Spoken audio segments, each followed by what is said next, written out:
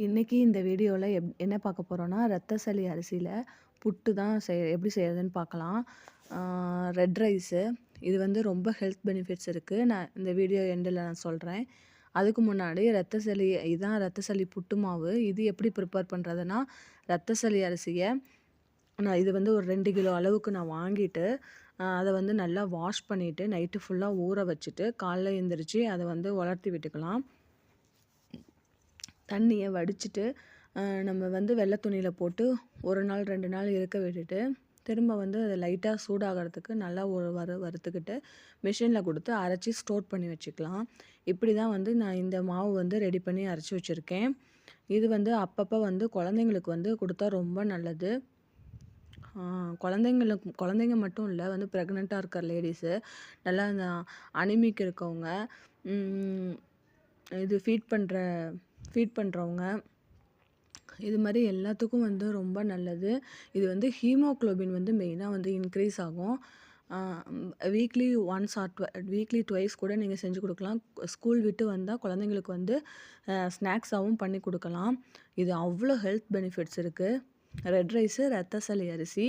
ஆ அதுதான் எப்படி பண்றது? அதில வந்து புட்டு, கொழுக்கட்டை நமக்கு தேவையான எப்படி பண்றதுன்னு பார்க்கலாம் வாங்க. இது வந்து ரொம்ப நல்லது. இதே மாரி நீங்களும் ட்ரை பண்ணி பாருங்க. ட்ரை பண்ணி பார்த்துட்டு எப்படி இருந்துச்சுன்னு சொல்லுங்க. நான் இதில வந்து கொஞ்சமா செஞ்சுக்கலான்னு சொல்லிட்டு, இதில 1 டம்ளர் தான் நான் எடுத்திருக்கேன். புட்டு 10க்கு நெறன்னு அரைச்சுக்கலாம். ரொம்ப நல்லா டேஸ்ட்டா வந்துருந்துச்சு. இன்னைக்கு வந்து சிம்பிளா தான் நான் வந்து செஞ்சிருக்கேன். இது வந்து நீங்க வேணும்னா வந்து கடலைப்பருப்பு யூஸ் பண்ணிக்கலாம். நான் இன்னைக்கு வந்து இந்த கடலைப்பருப்பு வந்து யூஸ் பண்ணல. அதாவது புட்டுல நான் சொல்றேன். பாருங்க, 1 டம்ளர் எடுத்துக்கிட்டேன். 1 டம்ளர் வந்து புட்டு மாவு எடுத்துட்டு, சுடு தண்ணி ஊற வச்சுக்கோங்க. சுடு தண்ணி காய வச்சுக்கோங்க. நல்லா கொதிக்கிற தண்ணி நல்லா கொதிக்கட்டும்.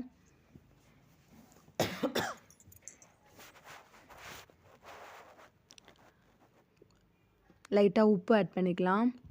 லைட்டா உப்பு ஆட் பண்ணிட்டு,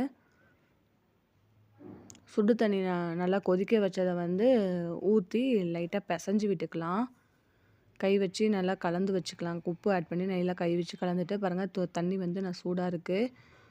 நல்லா கொதிக்கிற தண்ணிய வந்து கொஞ்சம் கொஞ்சமா ஆட் பண்ணி, புட்டு பதத்துக்கு வந்து அதான் புட்டு பதம்னா அந்த புடிச்சா வந்து உதிர்ற மாரி, கொழுக்கட்டை மாரியும் இருக்கணும்.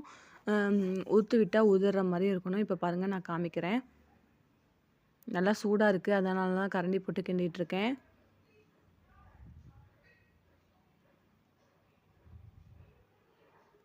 சூடு ஆறுனதும் நல்லா கை வச்சு பெசறி விட்டுக்கலாம்.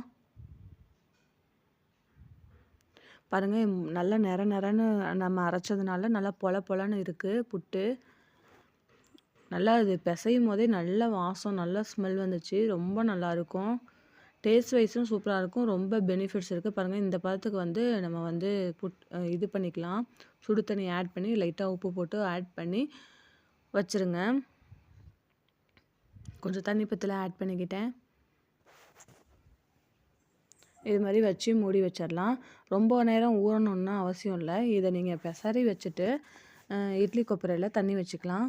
தண்ணி வச்சுட்டு, தண்ணி நல்லா கொதிச்சோனயே இத வந்து ஆட் பண்ணிக்கலாம். இத வந்து இட்லி தட்டுல வச்சு அவிச்சு எடுத்துக்கலாம். உங்களுக்கு தேவைன்னா கடலைப்பருப்பு வந்து ஆட் பண்ணிக்கோங்க. என் பையனுக்கு வந்து கடலைப்பருப்பு சாப்பிட மாட்டான். அதனால வந்து நான் ஆட் பண்ணல. இதிலேயே வந்து தனியா ஊற வச்சு வேக வச்சுக்கலாம் கடலைப்பருப்பு. பாருங்க, ஒரு 10 மினிட்ஸ் இருந்தா போதும், நல்லா வெந்துரும். அந்த சமயத்துல வேகுற சமயத்துல வந்து நான் வந்து வெல்லம் நுணுக்கி வச்சுக்கிட்டேன். கொஞ்சமா தேங்காய் பூ எடுத்துக்கிட்டேன். கொஞ்சமா ஏலக்காய் தூள் ஆட் பண்ணிக்கோங்க. அத நான் காமிக்கல. பாருங்க, நல்லா ஒரு 10 மினிட்ஸ் தான் இருந்துச்சு. நல்லா வெந்துருச்சு. நல்லா சூட்டோட நான் வந்து பாத்திரத்துக்கு ட்ரான்ஸ்ஃபர் பண்ணிக்கலாம்.